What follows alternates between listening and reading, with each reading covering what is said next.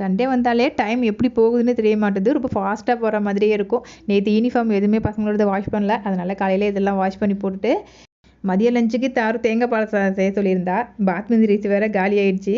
சரி என்னடா பண்ணுறதுன்னு யோசிச்சிட்டே இருந்தேன். இப்போ சீரக சம்பா அரிசி இருந்துச்சு. நான் அந்த அரிசியில் செஞ்சதே இல்லை. இப்போ தான் ஃபஸ்ட் டைம் பண்ணுறேன்.